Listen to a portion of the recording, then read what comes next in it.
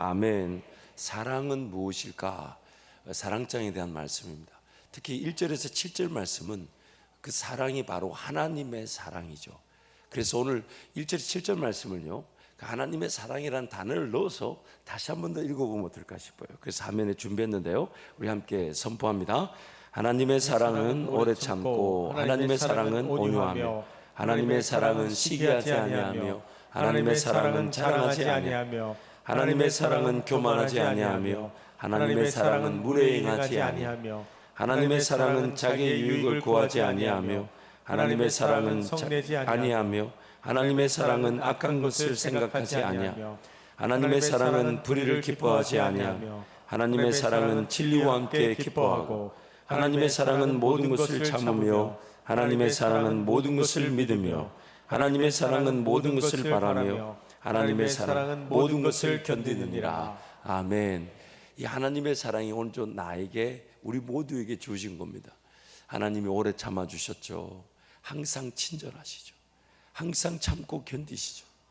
그래서 방금 읽었던 4절부터 그 7절에 하나님의 사랑이 뭔지에 대한 얘기를 나눌 때 What to do, what not to do, 사랑은 어떤 것인지, 그래서 사랑이 하는 것과 사랑이 하지 말아야 되는 것을 두 부류로 나눕니다.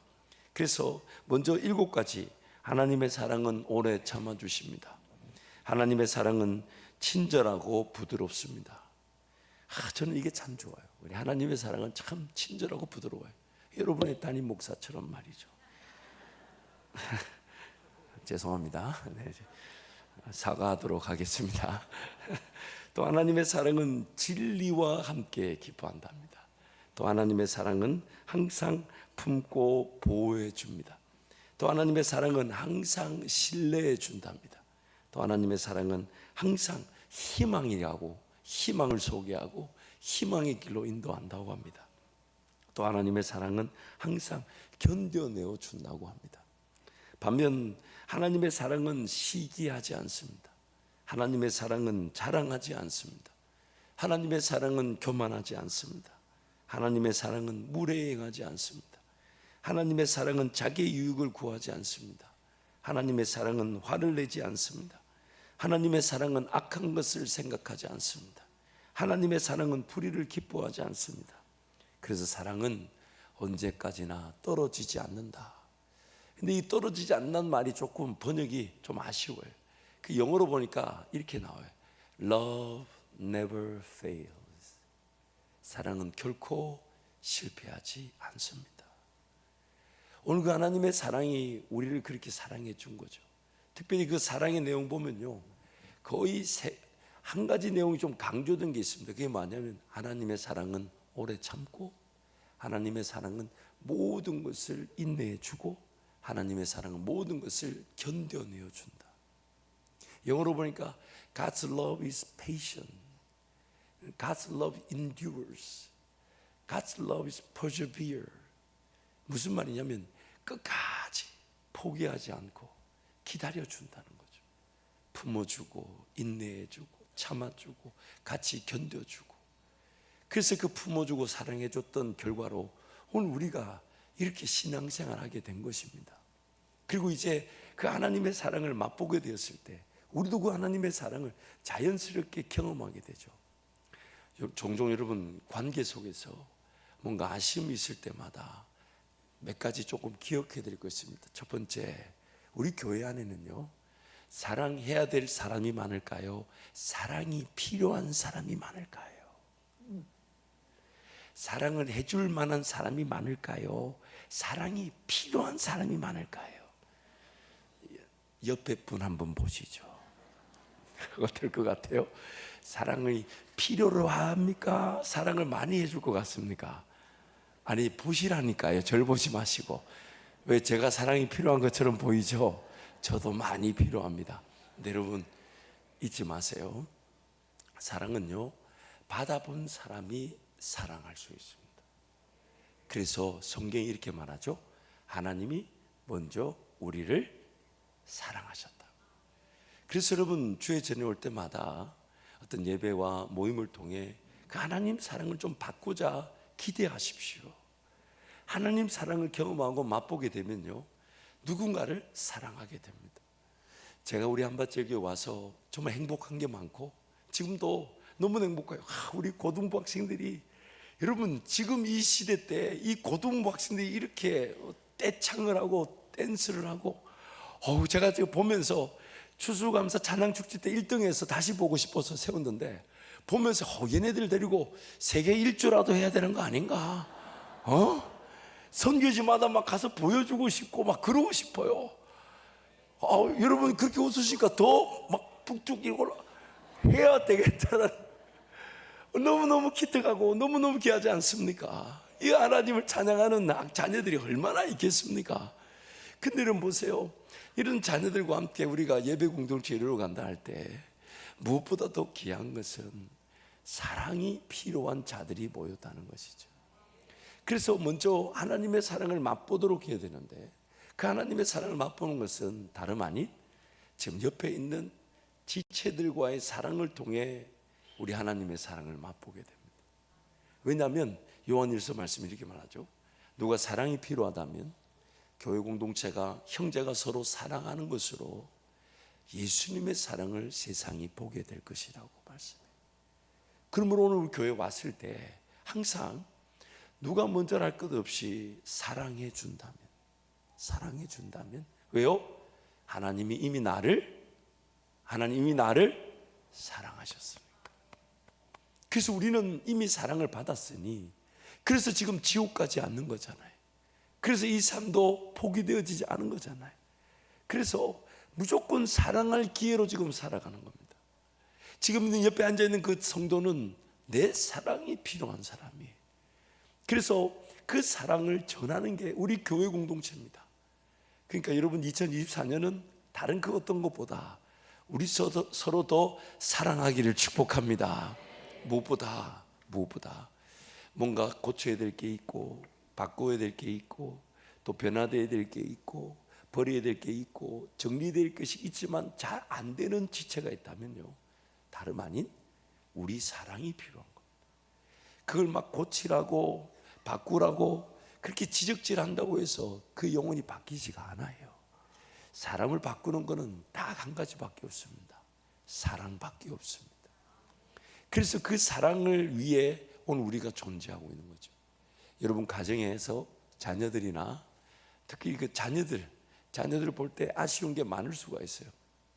저렇게 하면 안 되고, 공부해야 되고, 꿈이 있어야 되고, 비전이 있어야 되고. 맞습니다. 틀리지 않아요.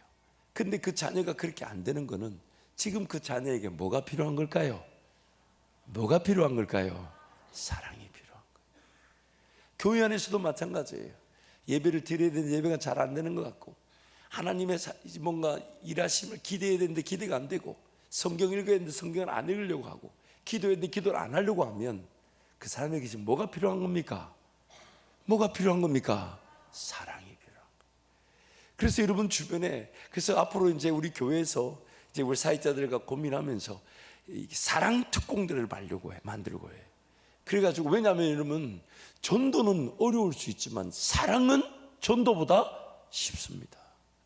전도하려는 게 목적이 아니잖아요. 우리 사랑하려는 게 목적이잖아요.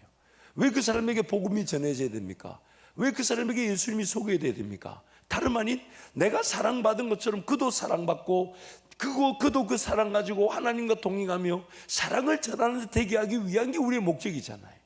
그래서 이제 어떤 이런 이단들만 그런 방법이 쓰는 게 아니라, 우리도 누군가 한 사람 정말 섬겨될 영혼들이 있으면 자꾸만 가서 전도지 주고 막 예수 믿으라, 물론 그것도 분명히 필요할 것입니다. 그러나 그것보다도 사랑할 수 있는 특공대를 만들어 가지고 한 3명, 4명 아니면 7명 포위를 하는 거죠. 삶의 모든 동선에 무조건 사랑을 맛볼 수 있도록, 그냥 사랑받지 못한 채 살아가지 않도록, 그게 필요하지 않을까요? 왜냐하면 지금 세상은 사랑이 없어 갈급해하고 있습니다. 성과를 나타내라 그러죠. 결과를 나타내라 그러죠. 네 실력을 보이라 그러죠. 너는 뭐 잘할 수 있냐 묻죠. 넌 어떻게 사냐고 묻죠. 너 과연 우리 공동체에 도움이 되냐고 묻죠. 과연 너는 나에게 도움이 되냐고 묻죠. 다 자기 유익을 추구하지만, 그러나 그 자기 유익을 추구하는 사람들의 내면을 들여다보면 사랑이 필요한 거예요. 사랑. 그래서 여러분, 세상에서 맛볼 수 없는 그 은혜가 바로 사랑인 것입니다.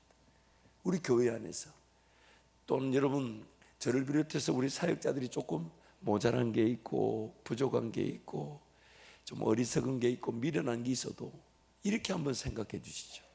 교회가 아니면 저들이 어디 나가서 밥벌이 하겠습니까?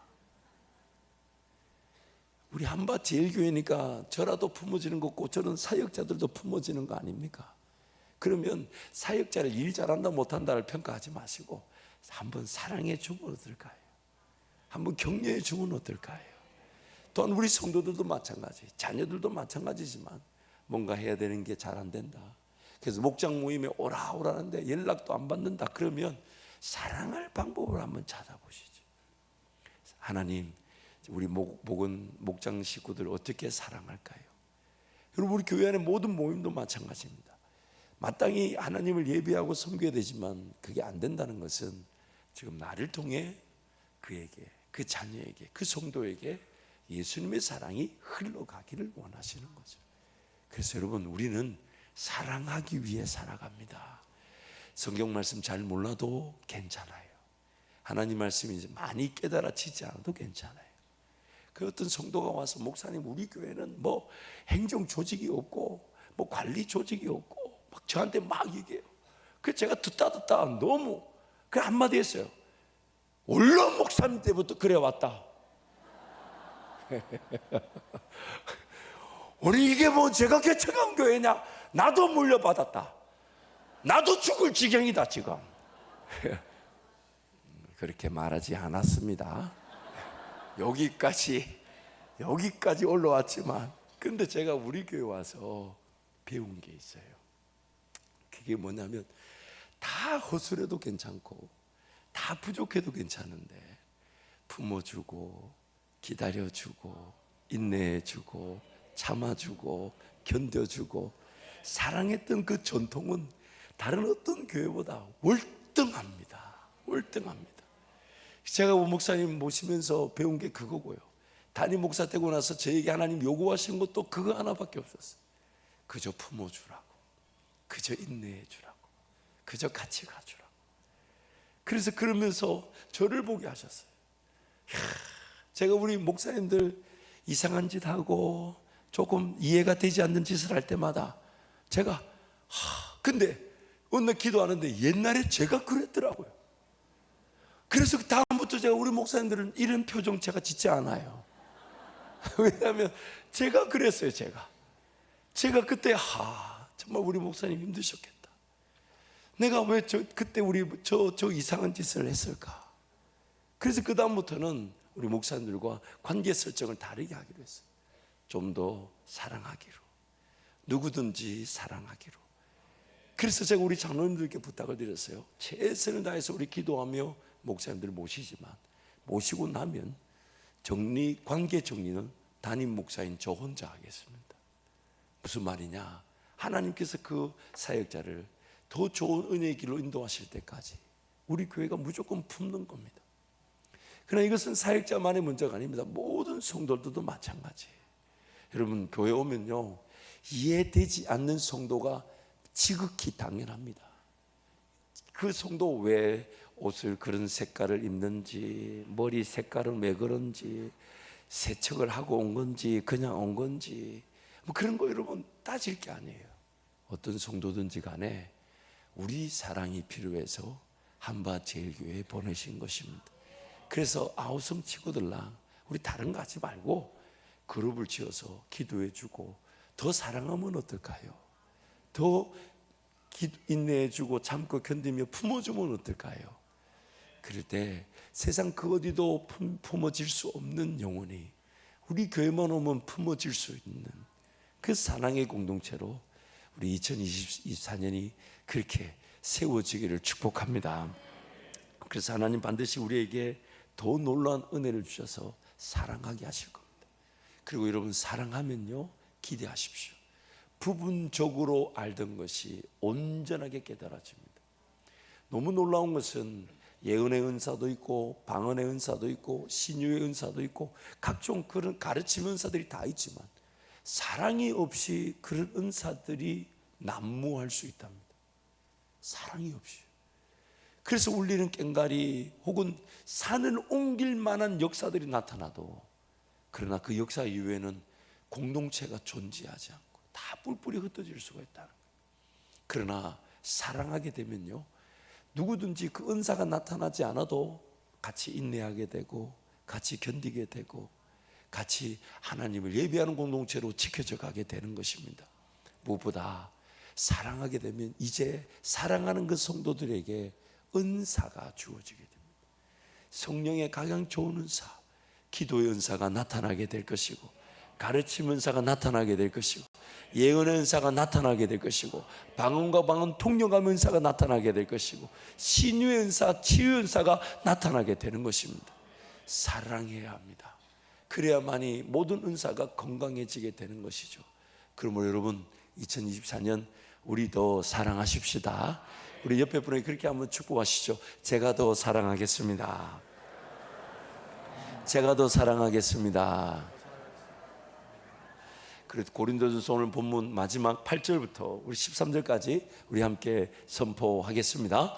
사랑은 언제까지나 떨어지지 아니하되 예언도 패하고 방언도 그치고 지식도 패하리라. 우리는 부분적으로 알고 부분적으로 예언하니 온전한 것이 올 때에는 부분적으로 하던 것이 패하리라. 내가 어렸을 때에는 말하는 것이 어린아이와 같고 깨닫는 것이 어린아이와 같고 생각하는 것이 어린아이와 같다가 장성한 사람이 되어서는 어린아이의 일을 버렸노라. 우리가 지금은 거울로 보는 것 같이 희미하나 그때에는 얼굴과 얼굴을 대하여 볼 것이요 지금은 내가 부분적으로 아나 그때에는 주께서 나를 아신 것 같이 내가 온전히 알리라. 그런즉 믿음, 소망, 사랑 이 세 가지는 항상 있을 것인데 그 중에 제일은 사랑이라. 아멘. 성경을 이해하고 깨닫는 것도 필요합니다. 그리고 그것이 우리 삶 가운데 소화되어져 순종의 열매를 맛보게 하는 것도 분명히 필요하지만, 그런 것들이 다 부분적인 것들, 희미한 것들, 심지어 얼굴로 보는 실제를 보는 것이 아닌 거울을 보는 것일 그 수준에 머물 수 있다는 거죠. 하지만 사랑하게 되면 우리가 서로 실제를 대면하게 되고 하나님 그분 앞에서 가려진 것이 없이 온전히 다 드러나 하나님을 하나님답게 만끽하고 맛볼 수가 있는 것입니다. 그래서 우리는 사랑하기 위해 창조되어졌고, 죄로 말미암아 타락하여 죽게 되었지만 다시 우리를 구원하신 것은 다시 사랑할 수 있도록, 그리고 천국에 가면 그 사랑으로 온전해지게 되는 것입니다. 우리 함께 찬양할까요? Love never fails. 여호와께로 돌아가자는 찬양인데 우리 함께 찬양하겠습니다.